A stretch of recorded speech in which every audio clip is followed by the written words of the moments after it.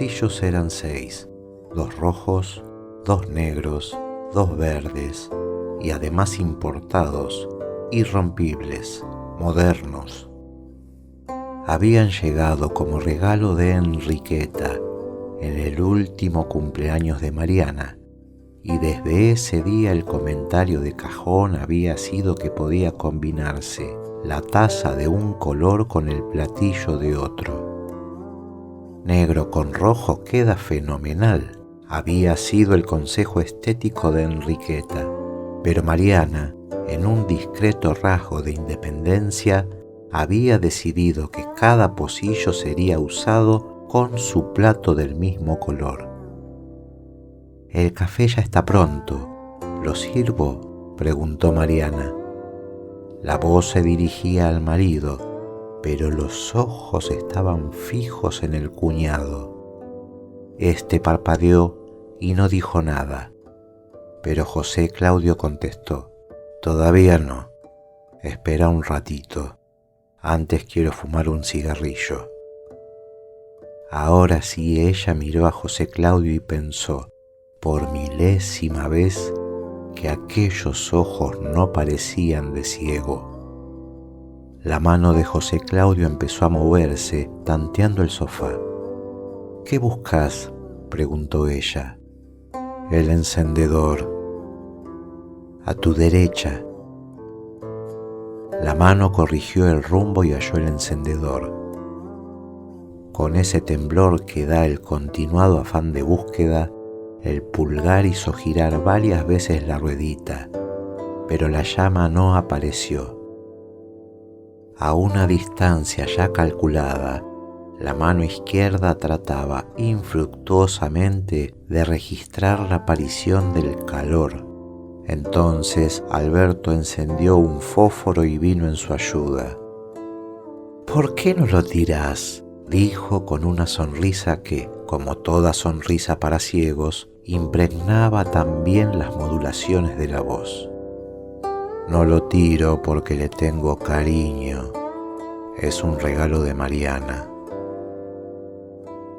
Ella abrió apenas la boca y recorrió el labio inferior con la punta de la lengua, un modo como cualquier otro de empezar a recordar. Fue en marzo de 1953, cuando él cumplió 35 años y todavía veía.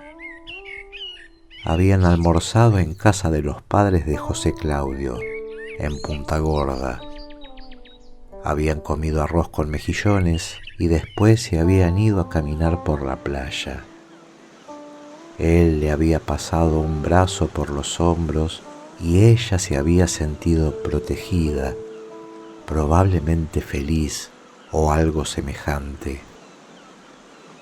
Habían regresado al departamento y él la había besado lentamente, morosamente, como besaba antes. Habían inaugurado el encendedor con un cigarrillo que fumaron a medias. Ahora el encendedor ya no servía.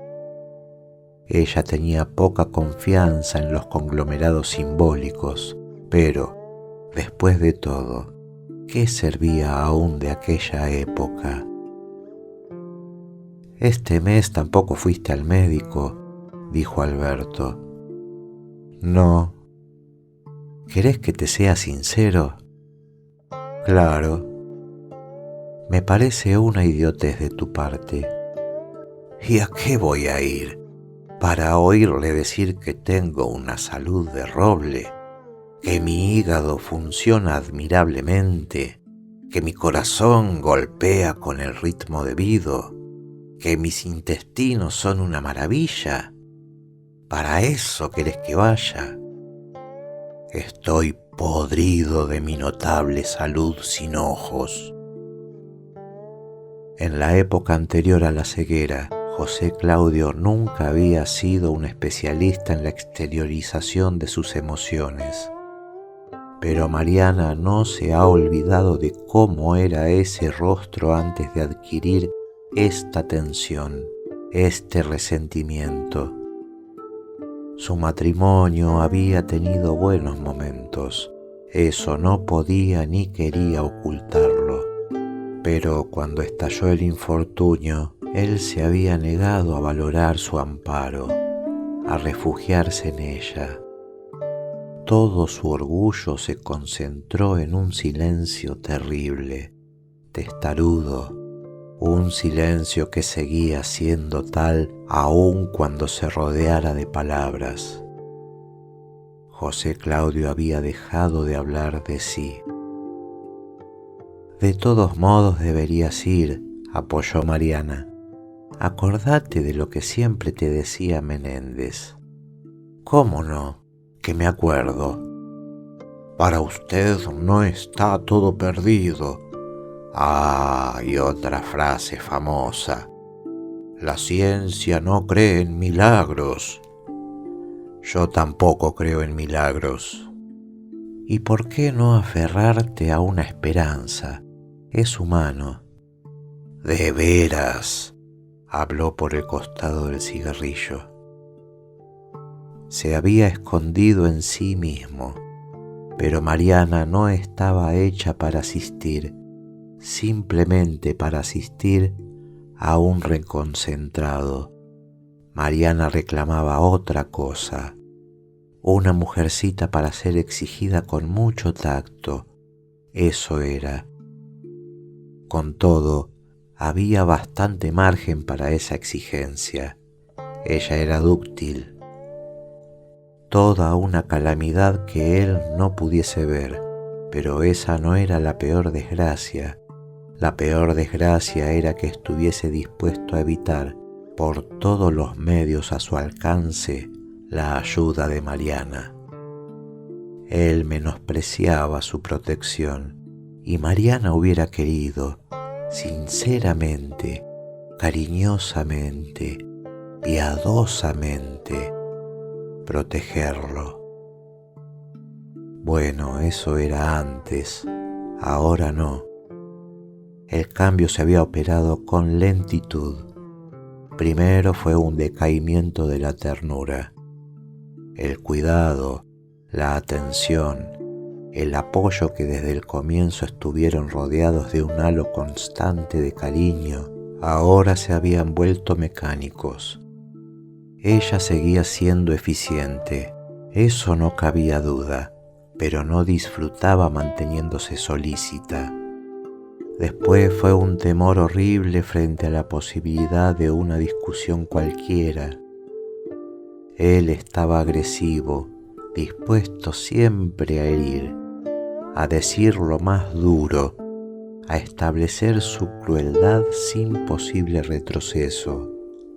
Era increíble cómo hallaba a menudo, aun en las ocasiones menos propicias, la injuria refinadamente certera, la palabra que llegaba hasta el fondo, el comentario que marcaba a fuego, y siempre desde lejos, desde muy atrás de su ceguera, como si ésta ofreciera un muro de contención para el incómodo estupor de los otros. Alberto se levantó del sofá y se acercó al ventanal. «¡Qué otoño desgraciado!», dijo. «¿Te fijaste?». La pregunta era para ella. «No», respondió José Claudio. «Fíjate vos por mí». Alberto la miró. Durante el silencio se sonrieron, al margen de José Claudio, y sin embargo, a propósito de él. De pronto, Mariana supo que se había puesto linda. Siempre que miraba a Alberto se ponía linda. Él se lo había dicho por primera vez la noche del 23 de abril del año pasado. Hacía exactamente 1 año y 8 días. Una noche en que José Claudio le había gritado cosas muy feas y ella había llorado, desalentada, torpemente triste durante horas y horas, es decir, hasta que había encontrado el hombro de Alberto y se había sentido comprendida y segura. ¿De dónde extraería Alberto esa capacidad para entender a la gente? Ella estaba con él o simplemente lo miraba y sabía de inmediato que él la estaba sacando del apuro. Gracias, había dicho entonces, y todavía ahora la palabra llega a sus labios directamente desde su corazón, sin razonamientos intermediarios, sin usura. Su amor hacia Alberto había sido en sus comienzos gratitud, pero eso, que ella veía con toda nitidez, no alcanzaba a despreciarlo. Para ella, querer había sido siempre un poco agradecer y otro poco provocar la gratitud. A José Claudio, en los buenos tiempos, le había agradecido que él, tan brillante, tan lúcido, tan sagaz, se hubiera fijado en ella, tan insignificante. Había fallado en lo otro, en eso de provocar la gratitud, y había fallado tan luego en la ocasión más absurdamente favorable, es decir, cuando él parecía necesitarla más. A Alberto, en cambio, le agradecía el impulso inicial, la generosidad de ese primer socorro que le había salvado de su propio caos y sobre todo ayudado a ser fuerte. Por su parte, ella había provocado su gratitud.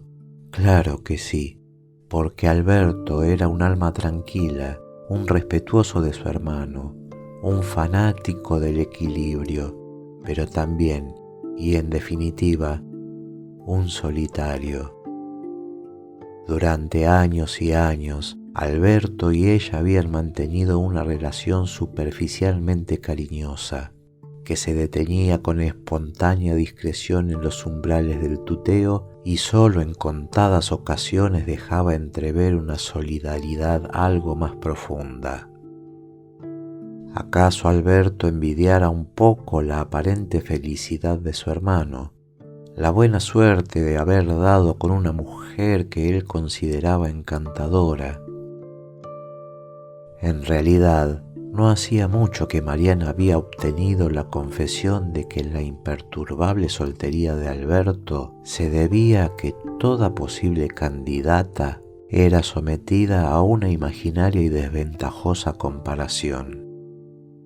«Y ayer estuvo Trelles», estaba diciendo José Claudio, «a hacerme la clásica visita dulona que el personal de la fábrica me consagra una vez por trimestre. Me imagino que lo echarán a la suerte y que el que pierde se embroma y viene a verme». «También puede ser que te aprecien», dijo Alberto, «que conserven un buen recuerdo del tiempo en que los dirigías, que realmente estén preocupados por tu salud. No siempre la gente es tan miserable como te parece de un tiempo a esta parte».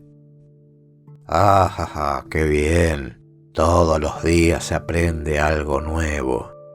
La sonrisa fue acompañada por un breve resoplido, destinado a inscribirse en otro nivel de ironía.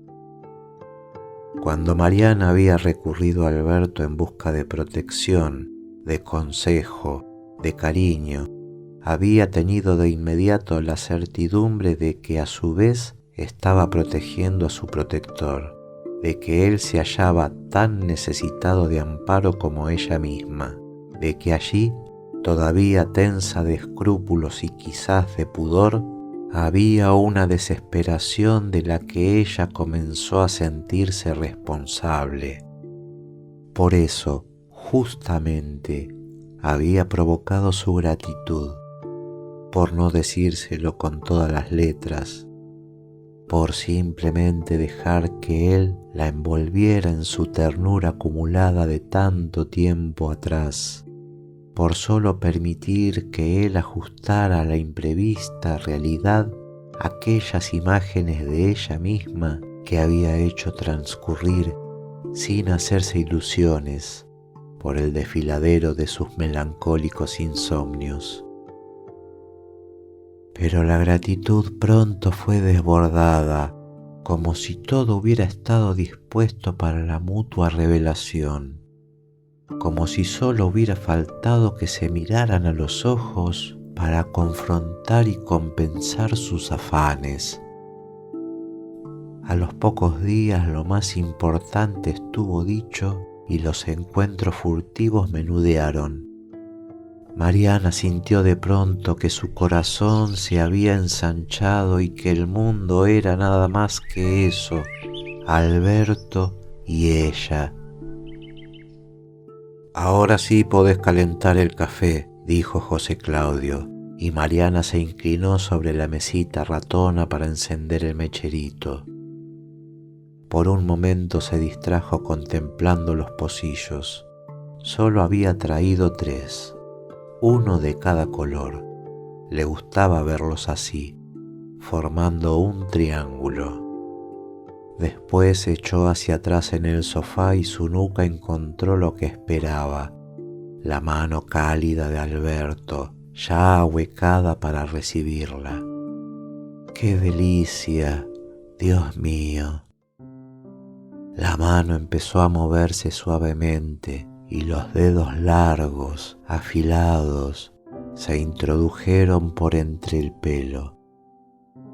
La primera vez que Alberto se había animado a hacerlo, Mariana se había sentido terriblemente inquieta, con los músculos anudados en una dolorosa contracción que le había impedido disfrutar de la caricia. Ahora no, ahora estaba tranquila y podía disfrutar.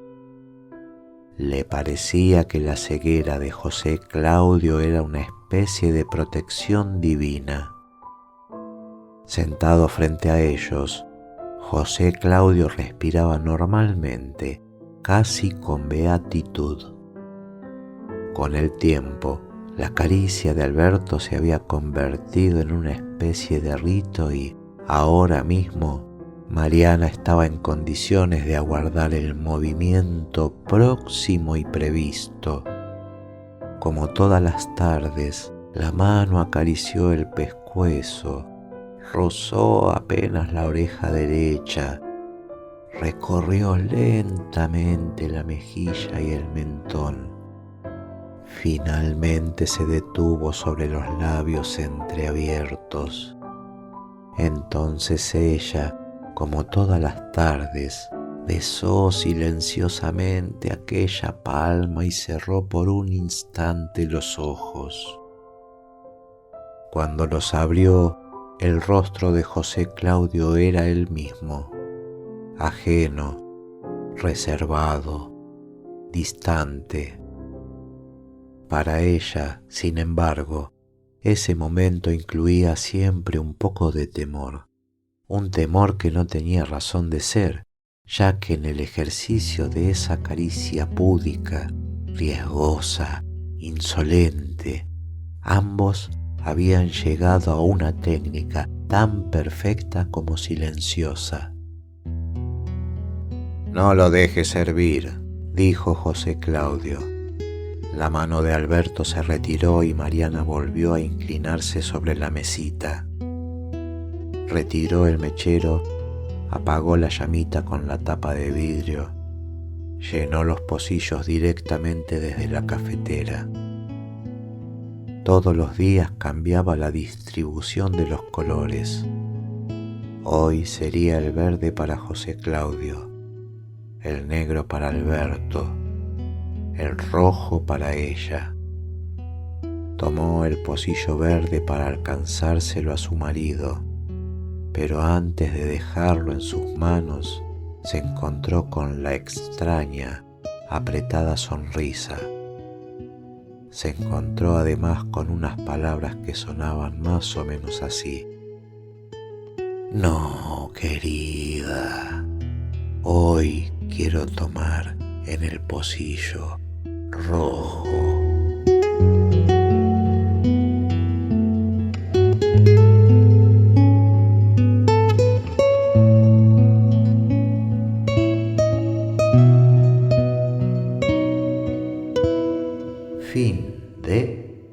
Los Pocillos de Mario Benedetti.